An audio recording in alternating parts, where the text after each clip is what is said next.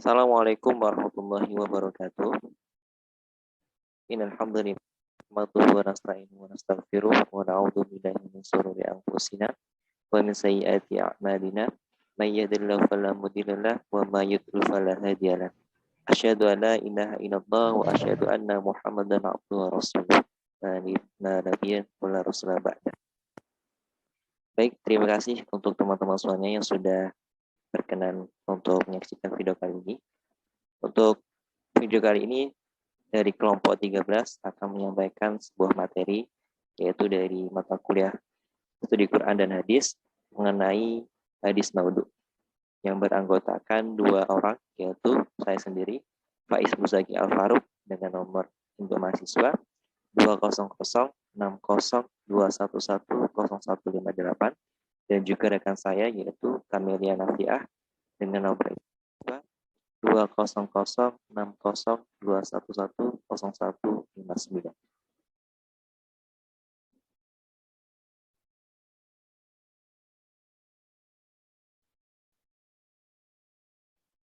Baik, pada video kali ini akan membahas mengenai 4 poin pembahasan, yaitu tentang hadis maudhu. Yaitu yang pertama adalah hadis maudhu itu sendiri.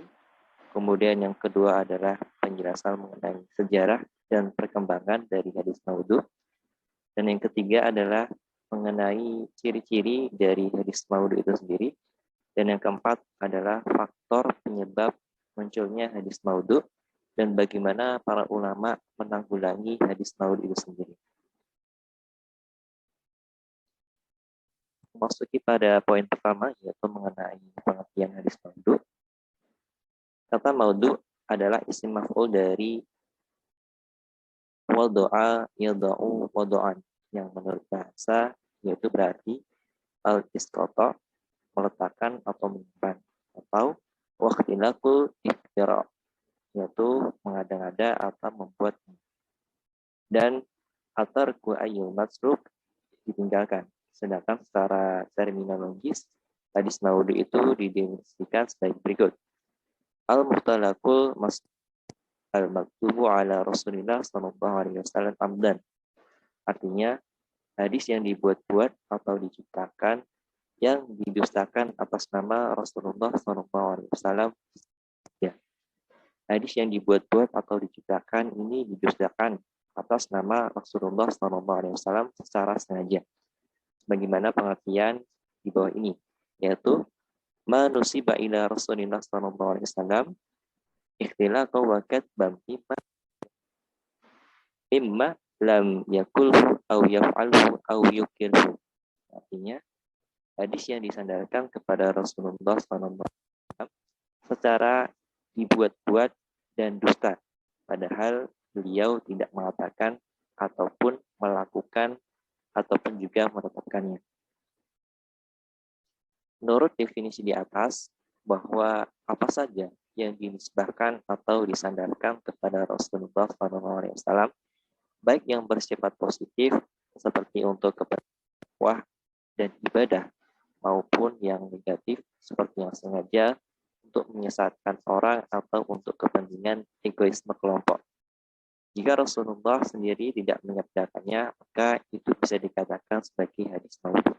Bagaimana pengertian di bawah ini, yaitu al-khobarul muhtalakul maklubul ila Rasulillah sallallahu alaihi wasallam iftira'a alaihim au ila sahabi au ila tabi'in.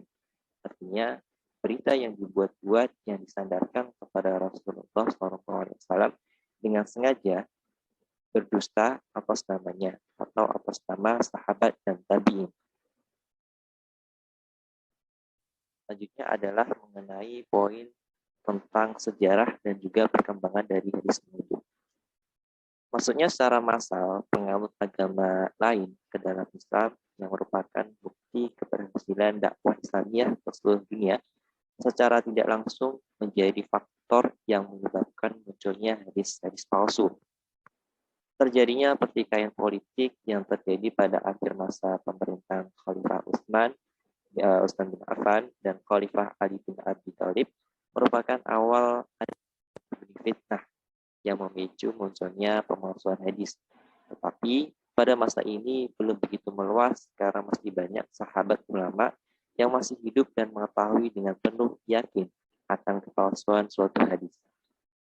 Hadis maudhu juga muncul akibat terpecahnya umat Islam menjadi beberapa golongan politik dan keagamaan yang menjadi pemicu munculnya hadis maudhu. Masing-masing pengikut kelompok ada yang berusaha memperkuat kelompoknya dengan mengutip dalil-dalil dari Al-Quran dan hadis, menafsirkan atau mentawilkan Al-Quran dan hadis yang dari arti sebenarnya sesuai dengan keinginan mereka. Nah, selanjutnya yaitu adalah mengenai ciri-ciri. Nah, dari ciri-ciri ini dibagi menjadi dua, yaitu yang pertama adalah ciri-ciri yang terdapat pada sanad. Yang pertama adalah rawi tersebut terkenal berdusta. Berdusta yang tidak ada seorang rawi yang terpercaya yang meriwayatkan hadis dari dia. Kemudian yang kedua adalah pengakuan dari si pembuat hadis ini sendiri. Seperti pengakuan dari seorang guru tasawuf ya ketika ditanya oleh Ibnu Ismail tentang keutamaan ayat Al-Quran, yang serentak menjawab, tidak seorang pun yang meriwayatkan hadis kepadaku, akan tetapi serentak kami melihat manusia sama membenci Al-Quran. Kami ciptakan untuk mereka hadis ini tentang keutamaan ayat-ayat Al-Quran agar mereka menaruh perhatian untuk mencintai Al-Quran.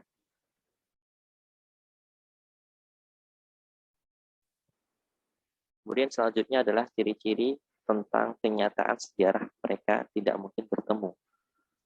Ini contohnya atau misalnya ada pengakuan ya dari seorang rawi bahwa ia menerima hadis dari seorang guru, padahal ia tidak pernah bertemu dengan guru tersebut, atau ia lahir sesudah guru tersebut meninggal. Misalnya ketika Ma'mum bin Ahmad As-Sarawi mengaku bahwa ia menerima hadis dari Hisham bin Amr kepada Ibnu Hibban. Maka Ibnu Hibban bertanya, kapan kau pergi ke Syam? Nah, Ma'mum jawab, pada tanggal atau pada tahun 250 Hijriah. Mendengar hal itu, Ibn berkata, Hisham meninggal pada tahun 240 Hijriah. Seperti itu. Contoh dari kenyataan sejarah mereka yang tidak bertemu. Kemudian selanjutnya adalah ciri mengenai keadaan rawi dan faktor-faktor yang mendorongnya membuat hadis maudhu. Ini misalnya seperti yang dilakukan oleh Giyas bin Ibrahim. Kali ini beliau berkunjung ke rumah Al-Mahdi yang sedang bermain di merpati. Ia menambahkan kata au janahim atau mengadu burung untuk menyenangkan Al-Mahdi. Tingkah laku Giyas ini semacam ini itu menjadi sebuah korinah untuk menetapkan kemauduan suatu hadis. Seperti itu. Itu adalah contohnya. Kemudian yang kedua adalah ciri-ciri terdapat pada matan. Ciri yang pertama adalah keburukan susunan lafadznya. Ciri ini diketahui setelah kita mendalami sebuah ilmu, mana ini disebut sebagai ilmu bayan. Dengan mendalami ilmu bayan ini, kita akan merasakan susunan kata mana yang mungkin keluar dari mulut baginda Nabi Muhammad SAW dan mana yang tidak mungkin keluar dari mulut Nabi Muhammad SAW. Kemudian ciri yang kedua adalah kerusakan maknanya. Nah, kerusakan makna ini kan bagi berbagai macam. Yang pertama adalah karena berlawanan dengan akal sehat. Seperti contoh, sesungguhnya Bahtera Nuh bertawaf 7 kali keliling Ka'bah dan bersembahyang di makam Ibrahim dan rakaatnya. Itu contohnya. Kemudian yang kedua adalah mengenai kerusakan maknanya itu karena berlawanan dengan hukum akhlak yang umum atau menyalahi kenyataan. Seperti tiada dilahirkan seorang anak sesudah tahun 100 yang ada padanya keperluan bagi Allah.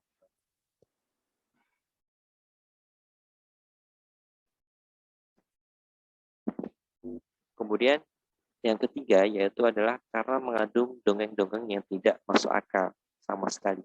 Seperti contohnya yaitu ayam putih kekasihku dan kekasih dari kekasihku Jibril. Itu adalah salah satu contoh hadis yang mengandung dongeng-dongeng yang tidak masuk akal seperti itu. Kemudian yang keempat atau yang terakhir yaitu bertentangan dengan keterangan Al-Quran, hadis mutawatir, kaidah-kaidah kauliyah. Contohnya itu hadis dari Mawardi ini adalah maknanya bertentangan dengan Al-Quran. Kemudian selanjutnya akan dilanjutkan oleh rekan saya, Kamilia. Silakan. Baik, terima kasih. Selanjutnya yaitu contoh dari kitab-kitab yang memuat hadis maudhu. Para ulama muhadisin dengan menggunakan berbagai pedoman studi kritik hadis telah berhasil mengumpulkan hadis-hadis maudhu dalam sejumlah karya yang cukup banyak. Di antaranya yang pertama adalah kitab Al-Maudhu Al-Kubra yang merupakan karya Ibnu Al-Jauzi atau ulama yang paling awal menulis ilmu ini. Kemudian yang kedua adalah kitab Al-La'ali Al-Masnu'a fi Al-Hadis Al-Maudu'ah yang merupakan karya Asyuyuti atau ringkasan Ibnu Al-Jauzi dengan beberapa tambahan. Kemudian yang ketiga yaitu kitab Tanzihu Asy-Syari'ah Al-Marfu'ah Al-Hadis Asy-Syani'ah Al-Maudu'ah yang merupakan karya Ibnu Ira Al-Kitani, merupakan ringkasan kedua kitab tersebut. Dan yang terakhir yaitu Silsilah Al-Hadis Al-Dhaifah yang merupakan karya dari Albani. Oke, next.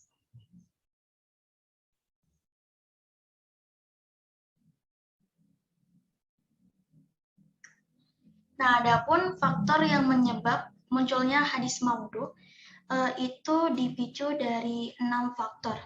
Yang pertama adalah pertentangan politik. Nah, pertentangan politik itu merupakan perpecahan umat Islam yang diakibatkan politik yang terjadi pada masa Khalifah Ali bin Abi Thalib, yaitu antara Ali dan Muawiyah yang masing-masing didukung oleh para pengikutnya. Dan hal itu merupakan faktor pertama memunculnya hadis-hadis palsu. Nah, dari kedua kelompok tersebut, yang pertama kali melakukannya sebagaimana dikatakan Ibnu Abi Al-Hadid ialah kelompok Syiah. Mereka khususnya membuat hadis-hadis itu untuk kepentingan politik dalam menghadapi lawan-lawannya.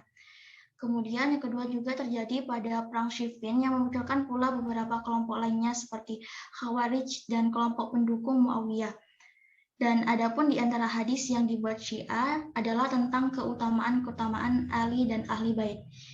Yaitu sebagai contoh, barang siapa yang ingin melihat Adam tentang ketinggian ilmunya, ingin melihat Nuh tentang ketakwaannya, ingin melihat Ibrahim tentang kebaikan hatinya, ingin melihat Musa tentang kehebatannya, ingin melihat Isa tentang ibadahnya, hendaklah ia melihat Ali, sedangkan yang fanatik kepada Muawiyah juga membuat pula hadis palsu yang menerangkan keutamaan Muawiyah, yaitu tentang orang yang terpercaya itu ada 3, yaitu aku, Jibril, dan Muawiyah. Selanjutnya yaitu faktor usaha kaum sindik. Nah, golongan sindik itu adalah golongan yang berusaha merusak Islam dari dalam dengan berpura-pura masuk Islam. Dan dengan menyatakan masuk Islam, mereka memiliki peluang-peluang seperti menyebarkan fitnah, mengobarkan api permusuhan di kalangan umat Islam sendiri, juga menciptakan keraguan pada masyarakat terhadap ajaran dan kerusakan sumber ajaran dengan kebohongan-kebohongan yang mereka ciptakan. Adapun yang dikatakan oleh Hamad bin Zaid, beliau mengatakan bahwa hadis yang dibuat kaum sindik ini berjumlah sebanyak 12.000 hadis. Dan di antara ulama ada yang memandang bahwa pangkal perselisihan umat Islam dan timbulnya pemalsuan hadis itu sebenarnya dari upaya golongan sindik ini. Dan di antara hadis maudhu yang diciptakan oleh orang-orang sindik adalah sebagai berikut, yaitu Tuhan kami turun dari langit pada sore hari di Arafah dengan berkendara unta kelabu sambil berjabatan tangan dengan orang-orang yang berkendara dan memeluk orang-orang yang sedang berjalan. Kemudian faktor yang ketiga yaitu perselisihan dalam ilmu kalam.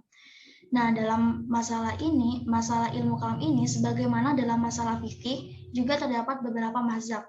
Karena sikap fanatik dan untuk memperkuat pandangan-pandangan kedudukan mazhabnya, para pengikutnya melakukan pemalsuan hadis. Nah, para pengikut mazhab fikih dan para pengikut ulama kalam membuat hadis palsu yang bertujuan untuk mengukuhkan pendirian imannya, yaitu sebagaimana contohnya, barang siapa mengangkatkan kedua tangannya di dalam sholat, tidak sah sholatnya. Dan setiap yang ada di langit, di bumi, di antara keduanya adalah makhluk kecuali Allah dan Al-Quran. Kelak akan datang kaum dari umatku yang mengatakan bahwa Al-Quran itu adalah makhluk atau baru. Oleh karena itu, barang siapa yang mengatakan demikian, sungguh kafir terhadap Allah yang maha besar dan bertalaklah istrinya sejak itu. Kemudian yang keempat yaitu menarik simpati kaum awam. Dan di antara para ahli hikmah, ada juga yang memasukkan hadis. Hal ini mereka lakukan agar memperoleh simpati dari pendengarnya dan tertarik untuk menghadiri majelis yang mereka selenggarakan. Kemudian faktor yang kelima yaitu membangkitkan gairah beribadah dalam rangka mendekatkan diri kepada Allah. Nah, hal ini itu dilakukan terutama oleh para ahli filsuf. Mereka membuat hadis palsu dengan tujuan agar bisa lebih dekat dengan Allah melalui amalan-amalan yang diciptakannya atau dorongan-dorongan untuk meningkatkan amal melalui hadis-hadis tarhib dan targibnya atau anjuran-anjuran untuk meninggalkan yang tidak baik dan untuk mengerjakan yang dipandangnya baik dengan cara yang berlebihan. Kemudian yang terakhir yaitu adalah mencari muka kepada penguasa. Dan hal ini berbeda dengan dua kelompok yang disebut terakhir tadi. Para pembuat hadis palsu ini justru untuk tujuan dunia, yaitu supaya lebih dekat dengan penguasa, serta mereka juga menciptakan hadis ini untuk hal-hal yang disenanginya penguasa, termasuk di dalamnya yang dikait-kaitkan dengan masalah fikih. Okay, next.